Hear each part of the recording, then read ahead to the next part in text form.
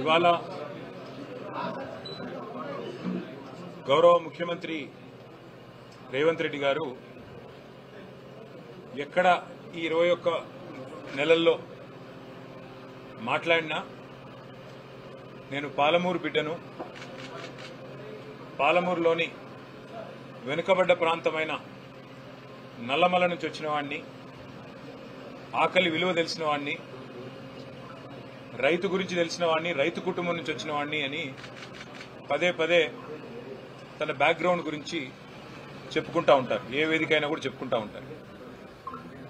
సరే, వాస్తవం ఏంది అంటే రేవంత్ రెడ్డి గారి పార్టీ, ప్రస్తుతం ఉన్న పార్టీ కాంగ్రెస్ అయితేనేమి, గతంలో వారు పనిచేసిన పార్టీ తెలుగుదేశం అయితేనేమి, ఈ రెండు పార్టీలే ప్రధానంగా పాలమూరు వెనుకబాటుతనానికి కారణమని చెప్పి ఆయన కూడా గతంలో పూర్వాశ్రమంలో తెలుగుదేశం పార్టీలో ఉన్నప్పుడు చెప్పిన విషయం కూడా అందరికీ తెలుసు జిల్లాలో. అట్లాగే ఇప్పుడు పాలమూరు బిడ్డగా పాలమూరు జిల్లా నుంచి, ఉమ్మడి పాలమూరు జిల్లా నుంచి 12 సీట్లు కాంగ్రెస్ పార్టీకి ప్రజలు ఇచ్చిన తర్వాత ప్రజలు ఆశ పెట్టుకున్నారు. మా జిల్లా బిడ్డ ముఖ్యమంత్రి అయితే మా జిల్లాకు కొంత ప్రయోజనం అనుగురుతుందని, లాభం జరుగుతుందని, తప్పకుండా ఫలితాలు శరవేగంగా వస్తాయని, 6 గ్యారంటీలు 100 రోజుల్లోనే అమలు అవుతాయని, పాలమూరు బ్రతుకు ముఖ చిత్రం మారుతుందని, ఇట్లా ఎన్నో ఆశలతో 12 సీట్లు ఉమ్మడి పాలమూరు జిల్లాలో, ఉమ్మడి మహబూబ్నగర్ జిల్లాలో ప్రజలు కాంగ్రెస్ పార్టీకి ఇచ్చినారు. మరి సరిగ్గా నిన్నటితో 21 నెలలు నిండి 22వ నెలలో ఈ ప్రభుత్వం నడుస్తా ఉన్నది. వాస్తవం ఏంది అంటే పెద్దలు కేసీఆర్ గారి నాయకత్వంలో పాలమూరు రంగారెడ్డి ఎత్తిపోతల పథకం కింద 90% పనులు పూర్తి చేసి, రిజర్వాయర్ల నిర్మాణం పూర్తి చేసి, మరి ఇప్పటికే భూసేకరణ కానీ ఇప్పటికే చేయాల్సిన అన్ని కార్యక్రమాలు కూడా పూర్తి చేసి ఒక వడ్డిచ్చిన విస్తర్లాగా అప్పజెప్పి రేవంత్ రెడ్డి గారికి, కాంగ్రెస్ ప్రభుత్వానికి అప్పజెప్పి మేము గద్దె దిగాం డిసెంబర్ 23లో. ఇప్పుడు కేవలం రేవంత్ రెడ్డి గారు చేయాల్సిన పనల్లా ఒక 10% పని పూర్తి చేసి, కాలువలు పూర్తి చేసి, నీళ్లు బ్రహ్మాండంగా తీసుకునే అవకాశం ఉంది, ఇచ్చే అవకాశం ఉన్నది. మరి ఆ పని చేయకుండా రేవంత్ రెడ్డి గారు ఏం చేస్తున్నారు? ఎక్కడ వెంటనే పూర్తి చేస్తే ఇదంతా కేసీఆర్ గారు కట్టిన కరివేనా, ఇదంతా కేసీఆర్ గారు కట్టిన వట్టెం రిజర్వాయరు, ఇది కేసీఆర్ కట్టిన ఉద్దండాపూర్ రిజర్వాయరు, ఇది కేసీఆర్ గారి ప్రభుత్వం కట్టిన నార్లాపూర్ రిజర్వాయరు అని చెప్పి, ఏదుల రిజర్వాయరు అని చెప్పి ప్రజలకు గుర్తొస్తుంది. రైతులు శాశ్వతంగా మళ్లీ కేసీఆర్ గారి పేరుని మర్చిపోకుండా గుండెల్లో పెట్టుకుంటారు అనే ఒక ఆలోచనతో, ఒక దురాలోచనతో ఆయన కావాలని పాలమూరు రంగారెడ్డి ఎత్తిపోతల పథకాన్ని ఇవాళ పనులు చేయకుండా దాన్ని పడావు పెట్టిన పరిస్థితి మొత్తం ఉమ్మడి మహబూబ్ నగర్ జిల్లా రైతాంగం గమనిస్తా ఉంది. అది మాత్రమే కాదు, ఆదరా బాదరాగా ఏదో ఎత్తిపోయినట్టు హడావుడిగా ఆయన కాన్స్టిట్యున్సీ కొడంగల్ ఏదైతే ఉన్నదో ఆ కాన్స్టిట్యున్సీకి, అదేవిధంగా రంగారెడ్డి జిల్లాకి బ్రహ్మాండంగా పాలమూరు రంగారెడ్డి ఎత్తిపోతల పథకం ద్వారా దాదాపు రంగారెడ్డి జిల్లాకు 6 లక్షల ఎకరాలకి, ఆయన కాన్స్టిట్యున్సీకి 2 లక్షల ఎకరాలకి నీళ్ళిచ్చేదానికి నారాయణపేట, కొడంగల్ కలిపి నీళ్ళిచ్చేదానికి పాలమూరు రంగారెడ్డి ఎత్తిపోతల పథకం డిజైన్ చేస్తే, మరి ముఖ్యమంత్రి గారు ఆదరబాదరగా ఆయనకి ఎవరు తప్పుడు అడ్వైజ్ ఇస్తే సోర్స్ మార్చి శ్రీశైలం కాకుండా జూరాల కాడ సోర్స్ మార్చుకొని కొడంగల్ నారాయణపేట లిఫ్ట్ ఇరిగేషన్ అని చెప్పి 4000 పైచిలకు కోట్ల రూపాయలతో ప్రత్యేకంగా టెండర్ పిలిచినారు. ఆదరబాదరగా డిపిఆర్ లేదు, పర్యావరణ అనుమతులు లేవు, ఏదీ లేవు. డైరెక్ట్ గా అనుమతులు లేకున్నా హడావుడిగా ఏదో మనసులో వేరే ఆలోచన పెట్టుకుని ఆగమాగం చేసి పిలిస్తే ఏం జరిగింది? మొన్న green tribunal Narayanpet Kodangal lift irrigation ప్రాజెక్టుకు మరి అనుమతులు లేవు, పర్యావరణ అనుమతులు, కాబట్టి వెంటనే స్టే ఇచ్చింది. అట్లాగే రైతులు పోరాటం చేస్తూ ఉన్నారు, పెద్ద ఎత్తున రోడ్లు ఎక్కుతా ఉన్నారు, కదం దొక్కుతా ఉన్నారు. మాకు మీరు కాంపెన్సేషన్, నష్టపరిహారం ఏదైతే చెల్లించాలో మీరు చెల్లించడం లేదు అంటూ వాళ్ళు కూడా కదం దొక్కుతా ఉన్నారు.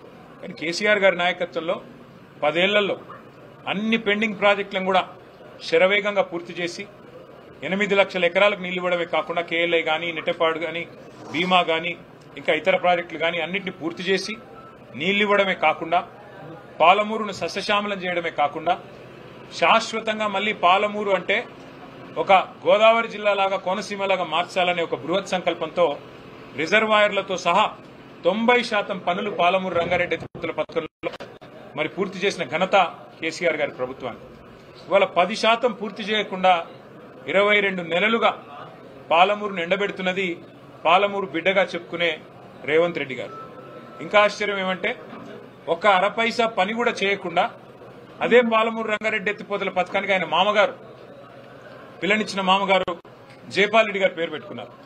సరే, ఇక జైపాల్ రెడ్డి గారు జిల్లాకి ఏం చేశారు, కల్వకుర్తికి ఏం చేశారు, ఇక్కడ ఇరిగేషన్ వ్యవస్థకి ఏం చేశారు, ఇవన్నీ జిల్లా వాళ్ళని అడిగితే తెలుస్తుంది. పోనీ తెలంగాణ వాదనలో తెలంగాణ పోరాటంలో ఆయన ఎక్కడున్నారు ఇవన్నీ నేను చెప్పను, కానీ జిల్లాలో అందరికి కూడా విదితమే, ఆ విషయం నేను చెప్పను. కానీ ఇవాళ జైపాల్ రెడ్డి గారు పేరు పెట్టుకున్న ప్రాజెక్టుకి కూడా ఒక రూపాయి కేటాయించకుండా ఆ ప్రాజెక్టును పడావు పెట్టి ఆ ప్రాజెక్టును పూర్తి చేయకుండా పాలమూరును ఎండబెడుతున్నది, పాలమూరు నోట మట్టి కొడుతున్నది ఖచ్చితంగా పాలమూరు బిడ్డగా చెప్పుకునే రేవంత్ రెడ్డి గారు అనే మాట చెప్పక తప్పదు. సరే, కాళేశ్వరం విషయంలో కేసీఆర్ గారిని బద్నాం చేయడానికి అక్కడ మేడిగడ్డలో 85 పిల్లర్లో 2 పిల్లర్లకి సమస్య వస్తే అది మొత్తం అంతర్జాతీయ సమస్యగా చిత్రీకరించి ఏదో రాజకీయ లబ్ధి పొందేదానికి లక్ష కోట్లని మాట్లాడతారు. ఆయన మామగారు స్వయంగా పద్మారెడ్డి గారు చెప్పినారు, అది 93,000 కోట్లు 94,000 కోట్లు ఖర్చైన ప్రాజెక్టులో 1,00,000 కోట్ల కుంభకోణం ఎట్లయితుంది, ఇది రాజకీయం తప్ప ఇంకోటి కాదు అని వాళ్ళ మామగారు చెప్పినా దాని మాట వినరు. 94,000 కోట్ల రూపాయలు ఖర్చైన ప్రాజెక్టులో 2 పిల్లర్లు దెబ్బతింటే 200-250 రూపాయల ఏజెన్సీయే ఖర్చు పెట్టి రిపేర్ చేసే అవకాశం ఉండగా కూడా ప్రజల మీద ఒక పైసా భారం పడకుండా చేసే అవకాశం ఉండగా దాన్ని ముందుకు పోనీయరు. సరే, అక్కడంటే ఏదో జరిగింది, ఏదో మీరు 20 నెలలు మీ పైశాచిక ఆనందం కోసం రైతులను ఇబ్బంది పెడుతున్నారు, కేసీఆర్ గారిని ఇబ్బంది పెట్టడం ద్వారా కేసీఆర్ గారి మీద కేసు పెట్టాలనుకోవడం ద్వారా అక్కడ ఒక రాజకీయ కుయుక్తితో ప్రయత్నం చేసినారు అనుకోవచ్చు. మరి పాలమూరు రంగారెడ్డి ఎత్తిపోతల పథకానికి ఏమైంది? ఇక్కడ మీకు ఏ ఆటంకం లేదు కదా, ఇక్కడ 90% పనులు అయిపోయినాయి కదా, కేవలం 10% పనులు చేయడానికి మీకు మనసెందుకు రావట్లేదు? 22 నెలలు సరిపోలేదా? 22 నెలల్లో మీరు డబ్బులు కేటాయించి పాలమూరు రంగారెడ్డి ఎత్తిపోతల పథకానికి శ్రీకారం చుట్టడానికి మీకు మనసు రావడం లేదా రేవంత్ రెడ్డి గారని మేము అడుగుతా ఉన్నాం. తప్పకుండా జిల్లా ప్రజలను చైతన్యవంతం చేసే దిశగా ఆలోచన చేస్తాం పార్టీగా. ఈ జిల్లా నాయకత్వం కూడా వారు కూడా ఇప్పటిదాకా నాకు చెప్తా ఉన్నారు ఏ రకమైన పరిస్థితులు ఉన్నాయి జిల్లాలో. నాయకుల మీద కేసులు పెట్టడం, మా దేవరకద్రలో ఒక మండల పార్టీ ప్రెసిడెంట్ మీద ఒక లేని కేసు పెట్టి జైలుకు పంపించి పార్టీ మారితే కేసు తీసేస్తాం, పార్టీ మారకపోతే జైలుకు పంపుతాం అని బెదిరించడం, వ్యాపారాలు చేసుకునే చిన్న చిన్న వ్యాపారాలు చేసుకునే నాయకుల మీద వాళ్ళ క్రషర్లు ముయించడం, వాళ్ళ వ్యాపారాల మీద పడి జీఎస్టీ వాళ్ళని వేధించడం, పోలీసులను పంపించి వేధించడం, ఈ రకంగా ఒక చౌకబారు రాజకీయం ఇవాళ ఈ జిల్లాలో కూడా జరుగుతూ ఉన్నది. మరి పాలమూరు బిడ్డగా చెప్పుకునే రేవంత్ రెడ్డి గారు ఇకనైనా కళ్ళు తెరిచి నిద్రలోంచి లేచి బయటికి వచ్చి మీరు వెంటనే పాలమూరు రంగారెడ్డి ఎత్తిపోతల పథకాన్ని సత్వరమే పూర్తి చేయాలి. 10% మిగిలింది, 90 పైసల పని అయిపోయింది, 10 పైసల పని ఉంది. ఇది పూర్తి చేస్తే డెఫినెట్ గా జిల్లా రైతాంగం గాని మేం గాని అభినందిస్తాము. లేని పక్షంలో తప్పకుండా మిమ్మల్ని అభిశంసిస్తాము, ప్రజల తరఫున మిమ్మల్ని ఎండగడతాము, ప్రజల తరఫున నిలదీస్తామని చెప్పి వారిని హెచ్చరిస్తూ ఈరోజు మరి అనుకోకుండా వచ్చిన కార్యక్రమం ఇది. అయినప్పటికీ పాత్రికేయ మిత్రులందరూ వచ్చినందుకు మీ అందరి సౌహృదయానికి కూడా హృదయపూర్వకంగా ధన్యవాదాలు.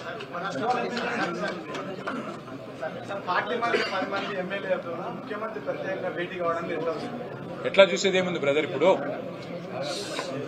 నిన్నగాక మొన్న మీరు చూసే ఉంటారు ఒక టీవీ ఇంటర్వ్యూలో ప్రదేశ్ కాంగ్రెస్ కమిటీ అధ్యక్షుడు మహేష్ కుమార్ గౌడ్ గారు అవును ఆ 10 మంది మా పార్టీలో చేరినారు అని స్పష్టంగా చెప్పారు. మరి పీసీసీ ప్రెసిడెంటే అప్రూవర్ గా మారిపోయిన తర్వాత, పీసీసీ ప్రెసిడెంట్ గారి నేరాంగీకారం చేసిన తర్వాత ఇంకా ఎంక్వైరీ ఎందుకు, ఇంకా చర్చ ఎందుకు, ఆ 10 మంది మీద వేటేయడానికి స్పీకర్ గారికి మొహమాటం ఎందుకని మేము అడుగుతా ఉన్నాం.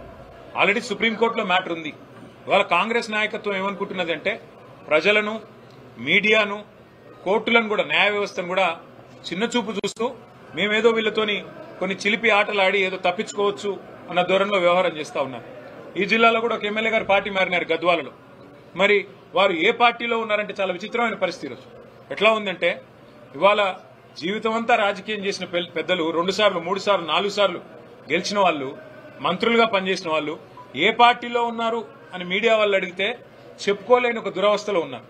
కానీ నేరాంగీకారం అప్రూవర్ గా పిసిసి ప్రెసిడెంట్ గారు మారినారు. అట్లాగే కడియం శ్రీహరి గారు కూడా నేను కాంగ్రెస్ లో చేరాను అని స్పష్టంగా చెప్పారు. ఇవన్నీ ఆన్ రికార్డ్ మీడియాతోనే చెప్పారు. కాబట్టి ఇంకా ఇందులో చర్చించడానికి కానీ, తర్కించడానికి కానీ, పరిశోధించడానికి కానీ ఏమీ లేదు. వెంటనే వారి మీద వేటు వేయాలని చెప్పి మా పార్టీ తరఫున మేము డిమాండ్ చేస్తున్నాం. కోర్టు యొక్క ఆలోచనని గౌరవించాలని చెప్పి మేము విజ్ఞప్తి చేస్తున్నాం. మరి పిసిసి ప్రెసిడెంట్ ఆయన ఒక అర్రలో కూర్చుంటే మంచిది. అంటే పిసిసి ప్రెసిడెంట్ చెప్తున్నాడు కృష్ణమోహన్ రెడ్డి మా పార్టీలో ఉన్నాడని, మరి ఈయన నేను కాదంటున్నాడు. అదే స్వయంగా ఏం చెప్తున్నాడు? కండువా వేసుకున్నాను, నేను కండువా వేసుకున్నాను కాంగ్రెస్ కండువా, కానీ నాకు సిగ్గు లేకుండా నేను బీఆర్ఎస్ లో ఉన్నానని చెప్తున్నాడా? మరి బీఆర్ఎస్ లోనే ఉంటే బీఆర్ఎస్ పార్టీ ఆఫీస్కి ఎందుకు రావడం లేదు? బీఆర్ఎస్ లోనే ఉంటే బీఆర్ఎస్ శాసనసభా పక్షంతో ఎందుకు కూర్చోవడం లేదు?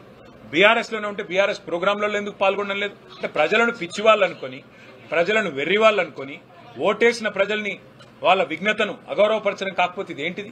ఇంకోటి, ఎక్కడ చూసినా ఇవాళ మంత్రుల ప్రోగ్రాంలో నిన్న బూతులు తిడుతుంటే జూపల్లి కృష్ణారావు గారు, పొంగులేటి శ్రీనివాసరెడ్డి గారు టీఆర్ఎస్ ని, కేసీఆర్ గారిని బూతులు తిడుతుంటే అదే వేదిక మీద పల్లికిలించుకుంటూ కూర్చున్నది ఎవరు? మా బీఆర్ఎస్ ఎమ్మెల్యే కృష్ణమోహన్ రెడ్డి, కాంగ్రెస్ లో చేరిన కృష్ణమోహన్ రెడ్డి. నేను అదే అంటున్నా, వీళ్ళ దురవస్థ ఎట్లా ఉందంటే 2 లింగాలు ఉంటాయి అవసరమైతే, ముఖ్యమంత్రి గారి భాషలో చెప్పాలంటే. ఒకటి పులింగం, ఇంకోటి స్త్రీలింగం. వీళ్ళు ఏ లింగమో చెప్పుకోలేని పరిస్థితులు ఉన్నారు ఇవాళ. కర్మ. కాబట్టి ఇట్లాంటి వాళ్ళని ఎన్నుకున్న ప్రజలు బాధపడే పరిస్థితి, ఇట్లాంటి వాళ్లకు ఓటేసి గెలిపించినందుకు కార్యకర్తలుగా మా కార్యకర్తలు బాధపడే పరిస్థితి. అయినప్పటికీ అత్యున్నత న్యాయస్థానం ఇప్పటికే చెప్పింది స్పీకర్ గారికి, మీరు వెంటనే నిర్ణయం తీసుకోవాలని. పిసిసి ప్రెసిడెంటే స్వయంగా చెప్పిన తర్వాత ఇంకా చర్చకు గాని, ఇంకా ఏదో రకంగా తిమిని బమ్మించేసే కార్యక్రమానికి కానీ ఆస్కారం లేదు. పిసిసి ప్రెసిడెంట్ చెప్పిన దానికి కూడా మేము సుప్రీంకోర్టు ముందు పెడతాం. తప్పకుండా స్పీకర్ గారు ఏమైనా ఉల్టా పుల్టా చేస్తే తప్పకుండా మళ్ళీ సుప్రీంకోర్టుకు పోతాం. న్యాయం జరిగే వరకు పోరాటం చేస్తాం. Thank you.